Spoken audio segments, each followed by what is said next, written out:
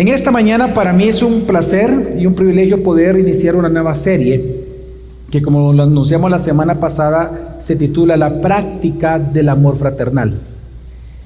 Así que este día nosotros queremos dar inicio a una serie en donde lo que queremos es enfocarnos en aquellas virtudes y aquellos principios del carácter cristiano que te ayudan a ti a convivir, a crecer espiritualmente y madurar y edificarte juntamente con tus hermanos de la iglesia. Así que este día yo quiero comenzar con un sermón que he titulado Practicando el amor entre cristianos. Isaías 43, versículo 7, nos enseña el profeta en este texto que es bastante conocido por la iglesia, que tú y yo hemos sido creados para la gloria de Dios. Así dice el texto. Que a los que Dios llamó, los creó, dice, para la gloria de Él.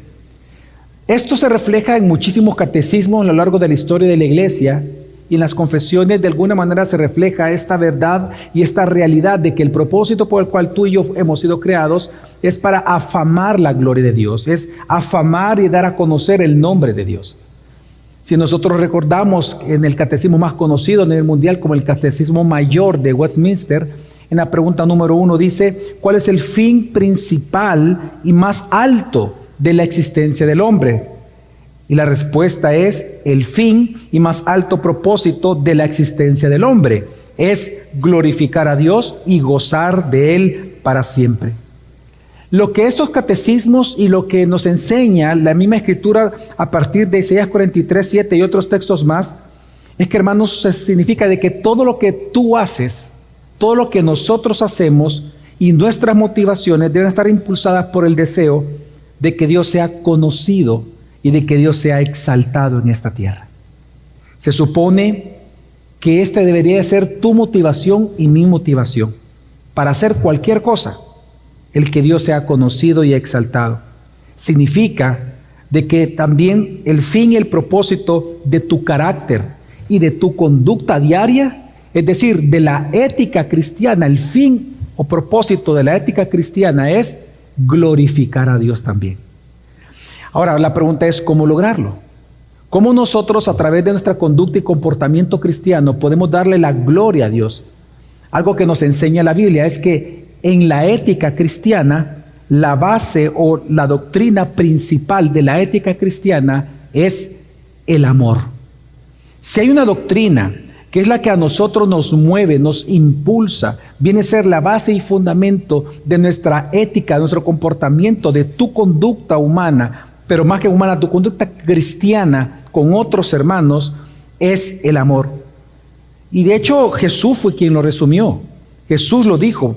Él resumió toda la ley de Dios. La ley de Dios es ese estándar moral del ser humano, del cristiano. Amén. La Biblia misma se convierte en nosotros en ese estándar de cómo tú y yo tenemos que hacer. Piensa, por ejemplo, en los 10 mandamientos. Son 10 acciones que todo el tiempo el ser humano y el cristiano está obligado a hacer delante de Dios, por cuanto Dios es santo. Él requiere una manera santa de vivir. Pero Jesús dijo que toda la ley de Dios, ese patrón y ese estándar de moral y ética nuestro, se resume en 2 grandes mandatos. Amarás a Dios con todas tus fuerzas, con toda tu mente, con toda tu alma, y amarás a tu prójimo como a ti mismo. Es decir, Jesús mismo es quien establece que la base de tu conducta y tu carácter, de lo que se llama en teología la ética cristiana, es el amor. Y por eso es que tu llamado ético o tu llamado día tras día es tratar a todas las personas con el amor con que Dios te ha amado a ti. Porque el amor de Dios es algo que tú has recibido y experimentas. Ya vamos a hablar de eso con mayor detalle. Pero el llamado, por lo tanto, que nos hace la Escritura a ti y a mí, es que tenemos que amar a nuestros hermanos como Dios nos ha amado a nosotros. Y no solamente como Dios lo ha hecho, sino con el mismo amor con que Dios mismo nos ha amado a nosotros, porque es el amor que refleja su carácter. Por lo tanto, cuando la Biblia nos enseña esto, que la base y el fundamento de todo lo que tienes que hacer es el amor, significa que se espera que tú y yo, por ejemplo, hablemos, cuando hablamos, que hablemos amorosamente, que nos exhortemos amorosamente, que nos disciplinemos amorosamente, que nos edifiquemos amorosamente, que discutamos amorosamente, que nos enseñemos amorosamente.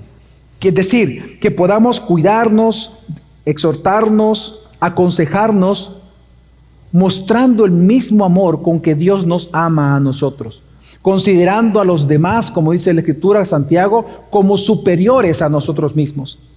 Ahora, el problema que surge, hermanos, ante esta verdad, no es la verdad. El problema que surge en las iglesias es que se ha observado de manera general, no voy a ser absolutista, es que hay bastantes personas que no saben cómo practicar este amor de Dios con los hermanos.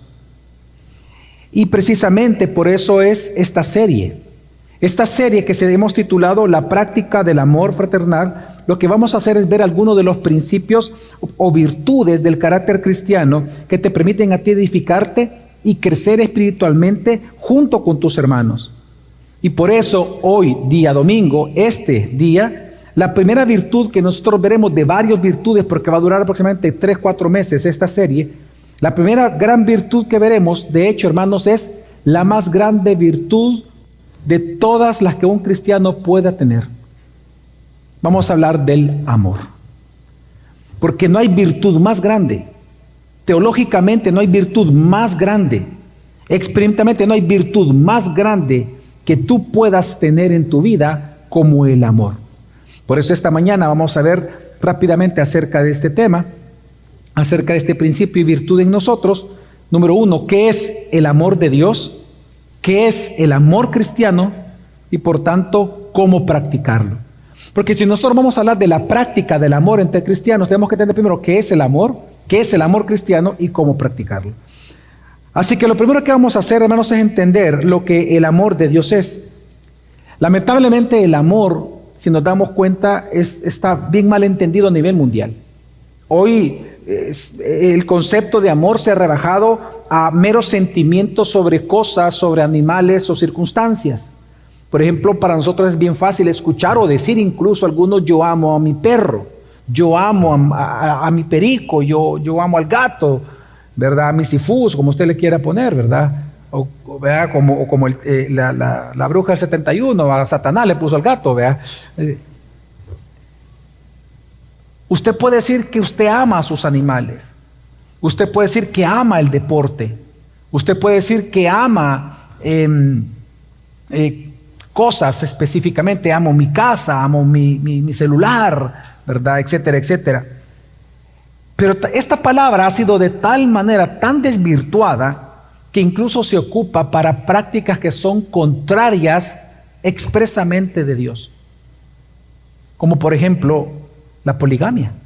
La poligamia se le llama ahora pluriamor. Al abuso infantil, ya en Estados Unidos, los defensores del abuso infantil le están llamando amor. Al egoísmo personal, que así le llama la Escritura egoísmo, hoy en día se le llama amor propio. Y ahora se defiende. Y ahora en las universidades se te enseña a ti, en la misma cultura, a que tú tienes que buscar y luchar por tu amor propio. Pero la Biblia le llama egoísmo. Sin embargo, hermanos, esta confusión respecto a lo que es el amor ha permeado en la iglesia, ha entrado en la iglesia cristiana evangélica de El Salvador. Por ejemplo, hoy en día, en algunos sectores, en algunas iglesias, con algunos hermanos, el amor se interpreta como el que se me permita hacer lo que yo quiera sin que tú me estorbes. El amor se interpreta dentro de las iglesias cristianas evangélicas del Salvador como un permiso, o más que un permiso, la libertad que te dan a ti de hacer lo que tú quieras sin que te exhorten, sin que te confronten, sin que haya disciplina, sin que te digan nada. Y esto lo vemos muy claramente. Fíjense que cuando una persona en una iglesia en donde se ejerce disciplina eclesiástica, que es por amor, recordemos que la disciplina eclesiástica es por amor, una expresión del amor cristiano, Muchas personas cuando son exhortadas o disciplinadas, dicen que esa disciplina no es amor. Y la califican como maltrato, o como injusticia, o como que no es amor. Ya sea que si tú estás siendo disciplinado o un amigo tuyo está siendo disciplinado, tú piensas que amar a tu amigo es decirle, mira, no, pero es que ese es maltrato, lo están maltratando. Eso es injusto lo que están haciendo con él. Pues esa actitud de pensar de que la disciplina eclesiástica no es amor, es la misma actitud que, por ejemplo, muestran los niños cuando uno los disciplina como padres. Acuérdense ustedes cuando tenía sus hijos pequeños, que cuando usted los disciplina, ¿cuál es el primer pensamiento que les viene a ellos? Papá y mamá, ¿qué? No me aman. Piense por un momento esa frase, papá y mamá no me amas. Y se le pregunta, ¿por qué dice eso? Porque me pegas. ¿Cuál es la interpretación de él de amor en ese momento? ¿Cuál es su conjugación del amor? El amor es, déjame hacer lo que yo quiera y no me digas nada. Ese es el pensamiento que ha permeado en la iglesia. Y es así como se interpreta el amor en las iglesias. Así que el gran problema que vemos a nivel de la iglesia evangélica es que realmente no se sabe lo que el amor es. Porque si vamos a la Biblia, en la Biblia el amor es lo opuesto totalmente a lo que yo acabo de mencionar. Por eso la gran pregunta que tenemos que hacernos en esta mañana es, ¿qué es el amor? Hay un texto que por excelencia nos define inmediatamente lo que es el amor, pero que requiere que lo observemos detenidamente. Y es la primera carta de Juan, capítulo 4. Si me acompañan ustedes en la primera carta de Juan, capítulo 4, del versículo 7 al 11. Primera carta de Juan es fácil encontrarlo porque obviamente son de las últimas cartas de la Biblia, de los últimos, ¿verdad?, libros de la Biblia, es una carta. Está antes de Apocalipsis, que también el escritor es Juan, por lo tanto se pone antes. Son las cartas de Juan. Primera carta de Juan.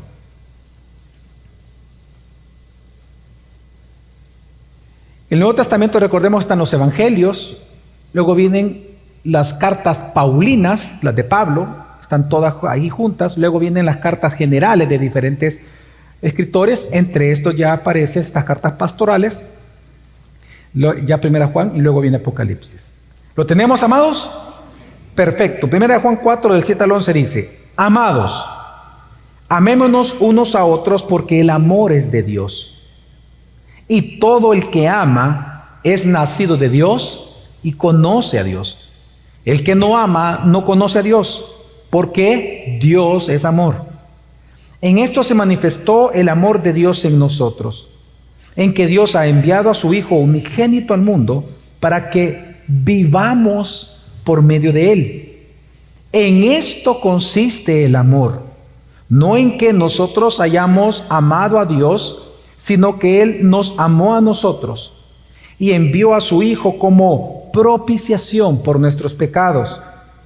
Amados, si así Dios nos amó, también nosotros debemos amarnos unos a otros.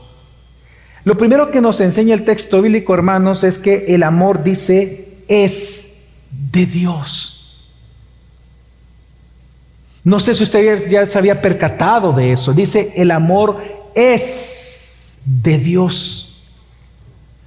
Esa pequeña preposición es de Dios, esa pequeña palabra es de Dios, significa de que el amor proviene de Dios y vino a existir para nosotros de parte de Dios. El amor proviene de Él. ¿Y por qué proviene de Él? Porque Dios es amor. Así que el amor, hermanos, en Dios, el amor de Dios, no es una virtud en Dios.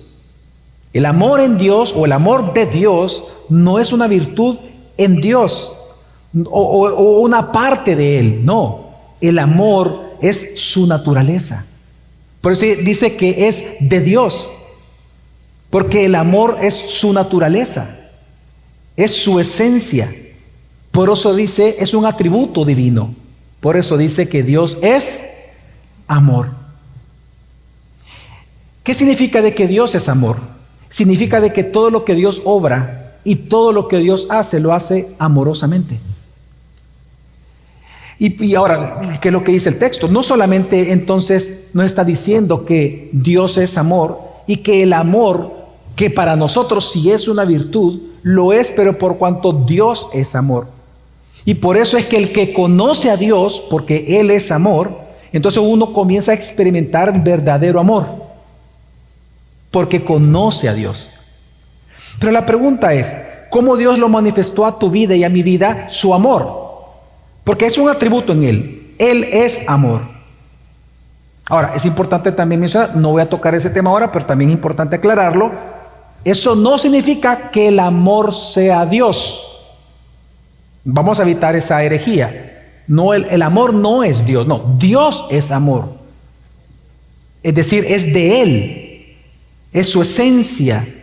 Así como Dios es bueno, Dios es santo, santo, santo, Dios es celoso, Dios es amor. Ahora, ¿cómo Dios, dice el texto, manifestó su amor para contigo y para con mi vida? Dice, enviando a morir a Jesús, pero dice, no solamente dice eso el texto, no solamente que Dios envió a morir a Jesús por ti, sino que lo hizo para que tú vivieras por medio de Él. Juan 3:16 dice, de tal manera amó Dios al mundo que, ¿qué hizo? Dio a su Hijo unigénito. ¿Cómo Dios manifestó su amor? ¿Cómo Dios manifestó su esencia para nosotros? Dice, enviando a su Hijo a morir para que tú vivieras. Y es que el texto lo dice. Una vez más, dice el texto, versículo 9, en esto se manifestó el amor de Dios en nosotros, en que Dios ha enviado a su Hijo unigénito al mundo, pero dice para que vivamos por medio de Él. Así que la manera en que Dios manifestó su amor para contigo es a través de Jesús. Si tú alguna vez estás en momentos difíciles en tu vida y dudas del amor de Dios, mira la cruz. Porque cuando tú miras la cruz, no te puede caer ninguna duda de que Dios te ama. Porque la manera en que Dios muestra su amor para contigo no es evitándote el dolor. En el mundo tendréis aflicción. Él lo avisó. De la misma manera que persiguieron a tu Maestro, a tu Señor Jesucristo, te van a perseguir a ti. Lo que falta del sufrimiento de Cristo por su iglesia se aplica al cuerpo de Cristo. Es decir, nosotros sufrimos porque el cuerpo de Cristo sufre. Así que el amor de Dios no se puede ver o no se va a medir por la falta o no de sufrimiento. Por si tú tienes más ropa que tu vecino. Tú quieres saber cuánto Dios te ama, mira la cruz. De tal manera Dios te amó que dio su Hijo por ti. ¿Y para qué? Para que vivieras. Entonces, en este sentido, entonces Juan hace una pregunta. Y es la pregunta que nos compete esta mañana. ¿En qué consiste el amor? Que es el versículo 10. ¿En qué consiste? Y él define lo que es el amor. Y él le llama propiciación por nuestros pecados. Qué hermosa palabra. Propiciación. Hermanos, el amor de Dios, el amor ágape, el amor de Dios es propiciación. La palabra propiciación es apaciguamiento o satisfacción de la ira de Dios. Lo que nos está enseñando Juan, hermanos, es que Jesús sufrió voluntariamente la ira del Padre para perdonar tus pecados y mis pecados. Jesús sufrió la ira del Padre en tu lugar en la cruz para que a ti se te diera una nueva naturaleza, con nuevas inclinaciones del alma. Y en esta nueva naturaleza se te dan nuevos hábitos, una nueva conducta, para que ahora tú sí puedas darle la gloria a Dios, porque ese es el fin por el cual tú fuiste creado, pero el pecado no te lo permitía. Así que cuando viene Jesús, Él viene a morir, pero para darte una vida a ti. Él vino a sacrificarse a sí mismo para obtener tú el mayor beneficio de todos, la mayor bendición de todos, la vida en Cristo. Y puedas por fin darle gloria a tu Creador. Así que, hermanos, este es el amor de Dios, el amor ágape. El amor ágape es aquel amor sacrificial que se preocupa por el otro, buscando lo que es justo y verdadero en el otro. Hermanos, en esto consiste el amor de Dios, en el verdadero sacrificio para lograr la vida justa en sus escogidos. Y esto es lo que Pablo también celebra en otras cartas. Pablo, por ejemplo, en 2 Corintios 5, yo lo voy a leer, dice 2 Corintios 5, 14 al 15, porque el amor de Cristo nos constriñe. Fíjate cómo comienza Pablo diciendo este texto. Dice, el amor de Cristo nos aprieta. El amor de Cristo nos abraza, así como me gusta abrazar a mis hijos, que los abrazo fuerte, ¿verdad? O cuando ellos me abrazan ya el grande, pues ya me abraza bien fuerte y espérate, no puedo respirar, le digo. Entonces, dice, esa misma expresión está aquí en constreñir. Dice, el amor de Cristo te abraza y te constriñe pensando esto, dice. Que si uno murió por todos, digan conmigo, sacrificio. Luego todos murieron. Y por todos murió. Pero fíjate, hay un propósito. Para que los que viven ya no vivan para sí, sino para aquel que murió y resucitó por ellos. Hermanos, entonces, ¿qué es el amor de Dios? El amor de Dios es su sacrificio por ti. Su sacrificio por ti para que tú tuvieras una vida justa, santa, recta, ante Él y para Él. Así que, ¿cómo definimos el amor? ¿Cómo Pablo define el amor? Perdón, ¿cómo Juan define el amor? Juan define el amor como sacrificio. El amor es sacrificio. Es sacrificio buscando la vida justa, recta en aquel que ama. Y por esa razón es porque tú has recibido este amor de Dios, este amor sacrificial. Es porque tú has recibido esta gracia de Dios, de la muerte de Cristo en tu lugar. Es que ahora tú, cuando Dios te ama y te aplica su amor, es que ahora tú puedes amarlo, obedecerlo, vivir para Él, congregarte, servirle. Ahora tú confías en la palabra porque Dios te amó con su amor. Pero precisamente, regresando al texto de Juan, ahí lo tienen ustedes, por eso lea usted conmigo el versículo 11, después de que define el amor como propiciación, como sacrificio, porque eso indica la palabra propiciación, ¿verdad? El sacrificio que se presenta para apaciguar la ira de Dios, en todo caso es más que apaciguarla, es satisfacerla. Versículo 11 dice que a la vez, porque tú y yo hemos recibido este amor de Dios, este amor ágape, Él te manda a amar a tus hermanos de la misma manera. Dice el versículo 11, amados, si Dios así nos amó, ¿cómo nos amó Dios? Sacrificio para que nosotros viviéramos. Sacrificó a su Hijo para que nosotros viviéramos. Propiciación, muerte en nuestro lugar por el sustituto, para que tú recibieras vida en abundancia. De esa misma manera dice, si Dios así te amó, también nosotros debemos amarnos los unos de los otros. ¿Qué significa eso? Que tenemos que amarnos con el mismo amor ágape. Y ahí aquí donde definimos entonces qué es el amor cristiano. ¿Qué es el amor entre creyentes? Es el amor ágape. El amor entre creyentes, hermanos, no es más que la práctica del amor de Dios en nosotros, solo que ahora aplicado al hermano. Por eso es que dice el texto, que tú no puedes amar a tu hermano con amor ágape si no has recibido ese amor ágape. Y es que mira, en la Biblia, el amor tiene tres definiciones, tres conceptos. Se ocupan tres palabras en griego, de hecho. Una de ellas es la palabra eros, de donde viene la palabra erotismo. El amor eros, cuando aparece esa frase, esa palabra, lo que significa es ese amor físico, ese amor carnal o físico entre una persona y otra. El amor eros, erótico, erotismo. El otro concepto que aparece en la Biblia es el amor fileo, donde viene la palabra Filadelfia. Ese es el amor fraternal, el amor entre personas, el amor, oye, de un padre que practica satanismo sobre su hijo, de un capo de la droga que ama a su esposa y que ama a sus hijos. Es el amor fileo, el amor de amigos, el amor de camaradería, el amor de cherada, el amor de respeto al vecino. Un amor que no se necesita ser cristiano para experimentarlo, porque es parte de la bondad de Dios para toda su creación. El amor fileo. Pero hay un amor que no lo puede producir el ser humano. Un amor que es una gracia. Y es una gracia solo para los escogidos de Dios cuando son redimidos. Y es el amor ágape. Es el amor que Dios te da en la justicia y propiciación de Cristo, y que por lo tanto, experimentando ese amor de Dios sacrificial para lograr tu vida espiritual, ese es el mismo amor que tú y yo tenemos que practicar en una iglesia local.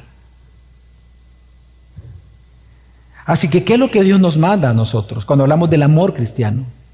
Lo que Dios nos manda es que esa misma actitud, hermanos, que hubo en Jesús, de sacrificarse voluntariamente para lograr en nosotros la vida justa, es la que tenemos que tener, hacia los demás. Una vez más, esa misma actitud que la Biblia le llama amor de Jesús, de sacrificarse para que tú tengas la vida justa y glorifiques a Dios, es la misma actitud que tenemos que tener nosotros. Tú sacrificarte por mí y yo sacrificarme por ti, para que ambos vivamos la vida justa ante los ojos de Dios. Y ese es el amor cristiano. El amor entre hermanos, es practicar el mismo amor de Dios los unos con los otros. Ese es el amor ágape. El amor cristiano consiste en sacrificarse cada uno en sí mismo, tomar la cruz cada día para procurar el bienestar santo y justo de los demás.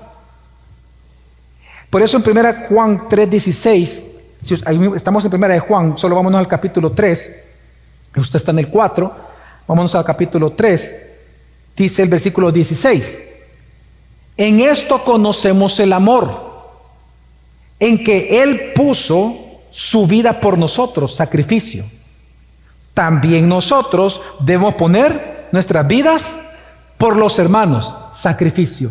¿Qué es el amor entre hermanos? Sacrificio. ¿Qué es el amor de Dios por nosotros? Sacrificio, propiciación. Así que, hermanos, el amor de Dios en nosotros se convierte, por lo tanto, en la más grande virtud del cristiano. Porque cuando Dios te ama de la manera en que Él te ama, con ese amor ágape, Él te capacita. Ya no solamente ahora te capacita para que ames a Dios con toda tu mente, con todas tus fuerzas y con toda tu alma, sino que también ahora puedas también, con ese mismo amor, te capacita para amar a tu prójimo como a ti mismo. Así que, hermanos, el amor cristiano es el amor de Dios que es impartido en tu vida, en tu corazón como nueva criatura, y que te lleva a una dirección de no condenar a los demás. Es el amor que te mueve en la dirección de no defraudarlos, de no engañarlos, sino de preocuparte genuinamente para que en ellos se obre la justicia y la misericordia en todos. Hermanos, es gracias al amor ágape que mora en ti por medio del Espíritu Santo, porque es quien aplica el amor ágape en tu vida. Es por el amor ágape que hoy está en ti, es que en ti se minimiza esa tendencia natural de defraudar a los demás, de mentir, de engañar, de aprovecharte, de resentirte, de chismear de alguien, lo que hace que la difamación y el chisme se minimice en tu corazón es el amor de Dios, es el amor ágape obrando en tu propio corazón. ¿Cuántos de ustedes, por ejemplo, han sido heridos por las palabras de otro? ¿Cuántos de ustedes o cuántas veces tú has sido defraudado y herido por las acciones de un hermano tuyo? Por eso, como dice, y lo escuché al doctor Sproul en un sermón diciendo, el amor se muerde la lengua. Porque el amor de Dios minimiza tu deseo de venganza. El amor de Dios hace casi desaparecer tu deseo de difamar a tu hermano. Porque el ágape en ti lo que hace es que tú no quieras defraudar a tu hermano. Tú lo que buscas es que reciba misericordia y que experimente lo que es justo, justicia de Dios, y que tenga una vida justa. Ese es el amor de Dios obrando entre hermanos. Porque recuerda que el Espíritu Santo, cuando el doctor Sproul dijo esta frase, él se refiere que el Espíritu Santo, en el contexto de lo que él estaba hablando, es que el Espíritu Santo, recordemos, hermanos, en ti no es calumniador. El Espíritu Santo en ti, manifestado a los demás, no es calumniador. El Espíritu Santo no es un difamador. El Espíritu Santo no condena. El Espíritu Santo no acusa. ¿Quién es el llamado el acusador en la Biblia, el difamador? Satanás, no el Espíritu Santo. Por eso es que cuando un creyente difama, chismea a la espalda de otro hermano, cuando alguien miente, cuando un cristiano defrauda a sus padres, cuando un hijo o hija promete y no cumple, cuando un padre promete y no cumple, cuando un cristiano promete y no cumple, es decir, cuando un cristiano defrauda, miente, es rebelde, chismea, hermanos, esa no es una virtud del Espíritu Santo.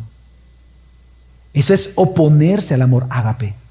Eso es contrario al amor de Dios que está en ti, porque eso no es una virtud del Espíritu Santo, es de Satanás.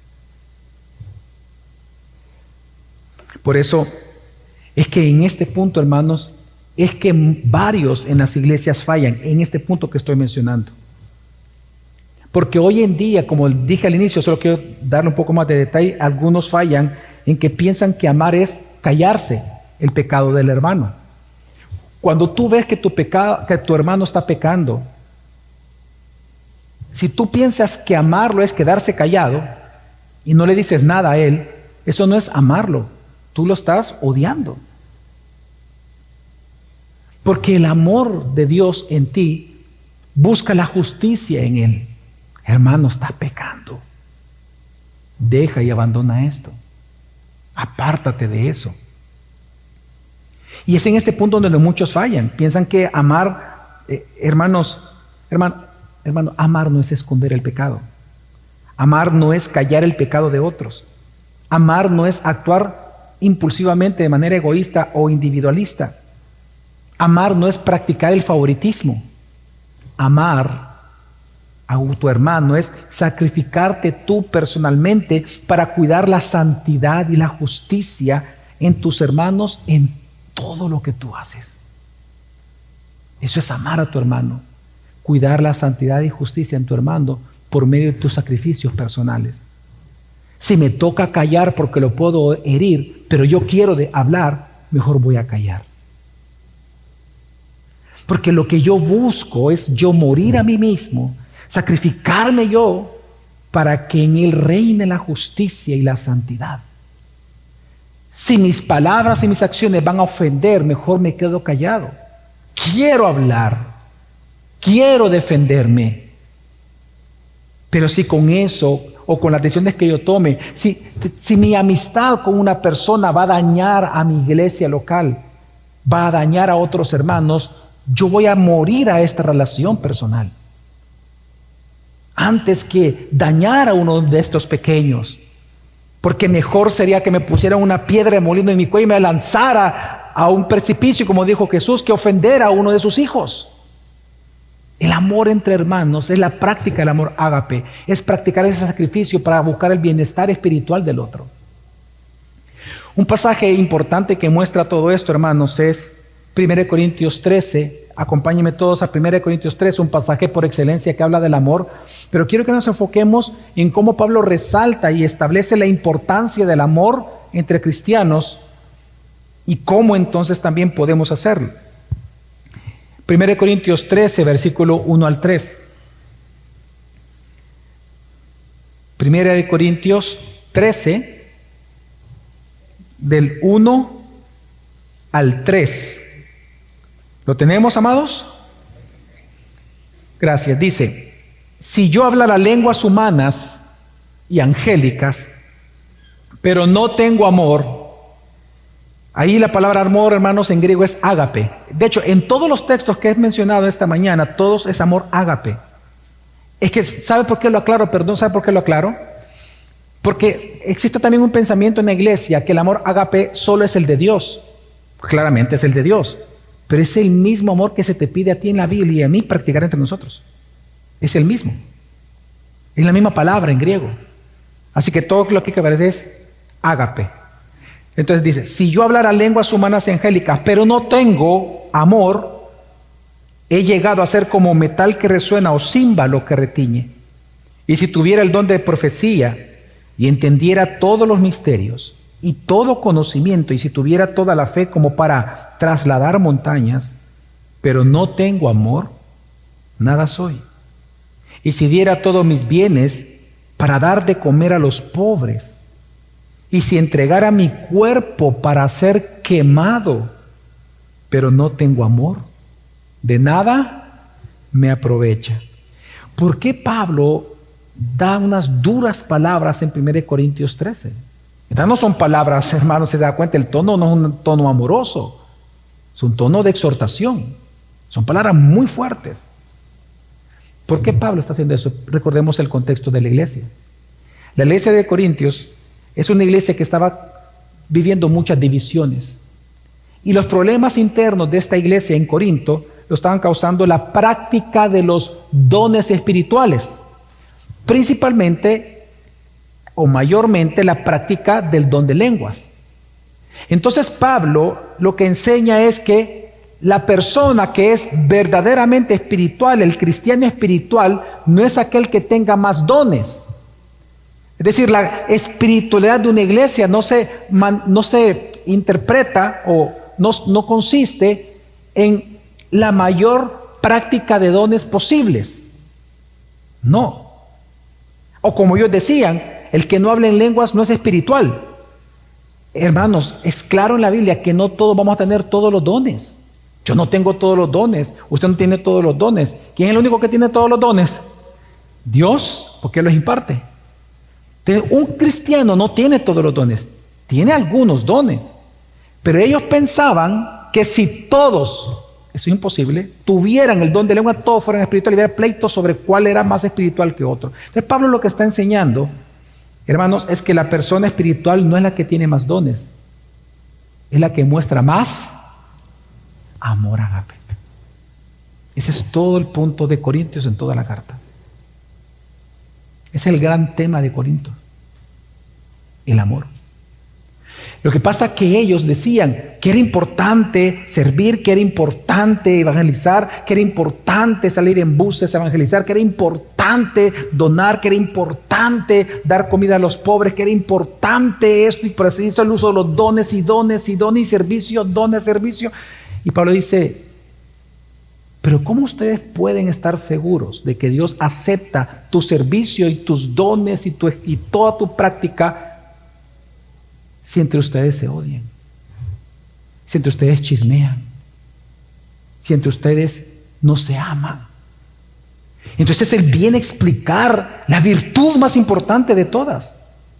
De hecho, el capítulo 13, usted lo puede ver en su Biblia, termina el capítulo 13 diciendo que la fe y la esperanza y el amor permanecen, pero la mayor de ellos es el amor. ¿Por qué? Porque la fe y la esperanza tienen su culminación. Cuando Cristo venga, se consuma, ya no es necesario la fe, hoy tú tienes de vista, lo puedes ver y tu esperanza es cumplida. ¿Y qué es lo que va a permanecer entonces en la eternidad de estas tres virtudes? De la fe y la esperanza y el amor. ¿Qué va a permanecer por toda la eternidad? El amor, no la fe ni la esperanza. La fe y esperanza es temporal.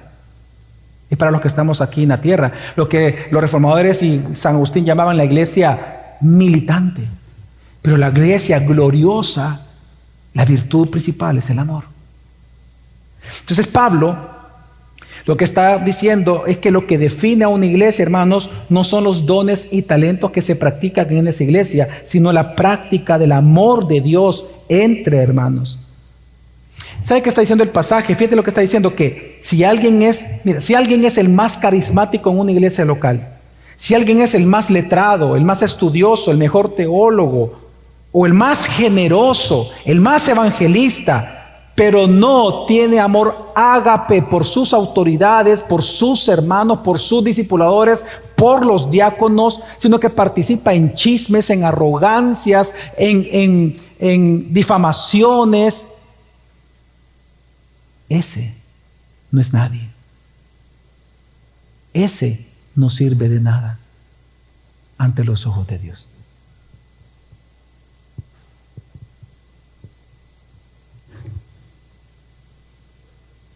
¿Por qué? Porque recuerda que el amor ágape es el amor arraigado al carácter de Dios, no a los talentos y dones.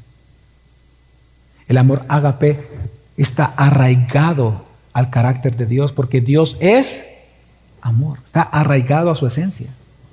Por lo tanto, lo que prima en una iglesia debería de ser ese amor. Tú no muestras el carácter de Dios cuando tú practicas los dones.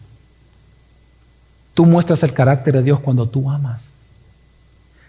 Porque si tú practicas dones sin amor, Ahí mismo dice, simplemente eres como un címbalo que resuena. Luego dice, no eres nada. Y luego dice que lo que tú haces incluso, hablar, servir, etcétera, dice que no sirve de nada. Todo por no tener amor por tus hermanos. Por eso es que de nada sirve que hagas todo el trabajo de Dios en la iglesia si no pones todo el amor de Dios en tu iglesia. El doctor Sproul en un sermón, me gustó algo, una idea que él trató muy fuerte, y él decía en esta ocasión que una idea muy fuerte de nuestra cultura moderna es que el talento cubre multitud de pecados. Oiga, el talento cubre multitud de pecados. Una palabra, una frase muy curiosa.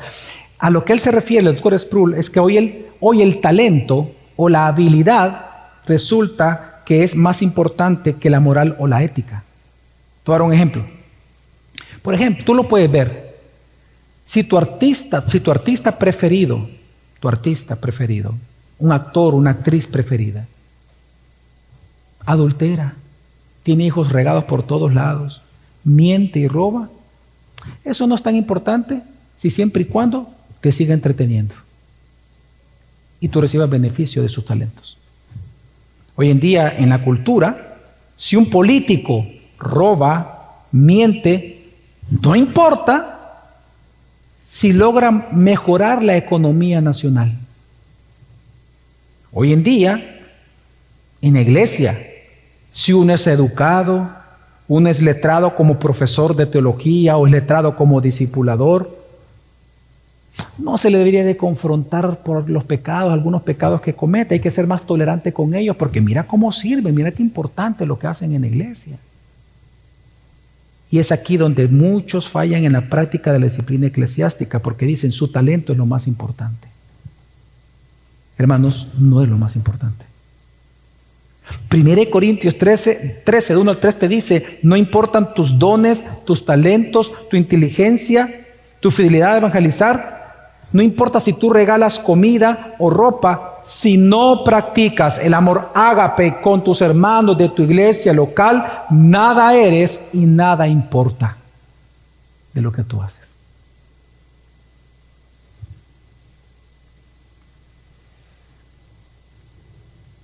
Hace días estábamos hablando con los pastores de un caso de unas personas, es un grupo de hermanos, son hermanos porque son hermanos, que ellos tienen una frase, dice, a mí no me importa lo que la gente piense.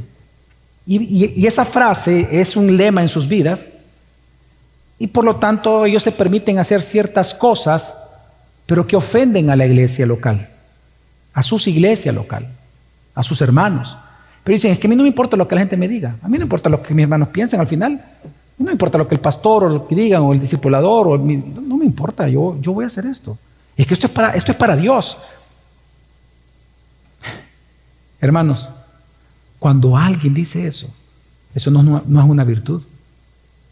Ese es un vicio, es un pecado. ¿Y cómo se llama el pecado? Falta de amor. Porque el que ama como Dios nos ama, se preocupa por el bienestar, la justicia y la santidad del hermano. Pero entonces la gran pregunta es, si este es el amor entre hermanos, ¿cómo se practica? Bueno, sacrificándote. Si el amor es sacrificio, ¿cómo se practica? Sacrificándote, velando por los intereses de los demás, como también lo haces con los tuyos. Por eso es que fíjese que el apóstol Pablo, después de definir la importancia del amor en 1 Corintios 13, del 1 al 3, él describe lo que la práctica del amor requiere. ¿Y qué es lo que requiere? Sacrificio. Leámoslo del versículo 4 al 7, sigamos leyendo. Dice, el amor es paciente, es bondadoso. El amor no tiene envidia, es decir, que tiene contentamiento. El amor no es jactancioso, es decir, que es prudente. El amor no es arrogante, no, es cuando dice que a mí no me importa lo que la gente piense de mí, no, es humilde. Versículo 5, el amor no se porta indecorosamente, sino que tiene buena conducta. No busca lo suyo, es decir, que busca los intereses de los demás. No se irrita, es decir, que es pacificador. No toma en cuenta el mal recibido, es decir, que es un amor que perdona como Dios nos perdonó a nosotros. Versículo 6, el amor no se regocija de la injusticia, sino que se alegra con la verdad. Todo lo sufre, todo lo cree, todo lo espera, todo lo soporta. Entre las muchas cosas, hermanos, que podemos decir de este texto, hay dos cosas que quiero resaltar con este tema. Número uno, que si usted se da cuenta, la práctica del amor entre hermanos, de este amor ágape entre hermanos, se presenta, o Pablo la presenta, como una lista de virtudes y principios. ¿Sí se da cuenta? La práctica del amor la presenta como una lista de virtudes y principios del carácter cristiano. Y lo segundo que notamos es que esta práctica de virtudes requiere algo, sacrificio. Ese énfasis en el no, no, no, no. ¿Sabe de qué está hablando? Sacrificio. Lo que usted no debe de hacer. Porque ¿qué es lo que usted quiere hacer? Usted sí quiere vengarse. Usted sí quiere tomar al toro por los cuernos, ¿no? Los problemas. Usted sí quiere jactarse. Quiere contarle a todos sus logros. Usted quiere robarle la gloria a Dios. En los vestigios de la carne, en esos pecados, en ese vestigio de pecado que tenemos en nosotros. En esa concupiscencia que nos acompaña lamentablemente aún siendo creyentes. Pero entonces Pablo dice, la manera en que tú vas a practicar este amor ágape es mediante el sacrificio personal. Así que, hermanos, la práctica del amor cristiano consiste en la práctica de virtudes y principios que sí requieren sacrificios, pero la base y la motivación de sacrificarte a ti mismo por los demás es el amor ágape de Dios, el amor con que Dios te ama todos los días de tu vida. En esta serie, hermanos, precisamente consiste en que vamos a comenzar a partir de la próxima semana a estudiar y a aprender algunos de estos principios fundamentales en la práctica del amor cristiano. Cómo el amor ágape lo practicamos entre los hermanos. Y espero que en las próximas semanas usted y yo seamos no solamente beneficiados, sino que aprendamos realmente a practicarlo para que Dios sea glorificado en cada una de nuestras relaciones. Amén.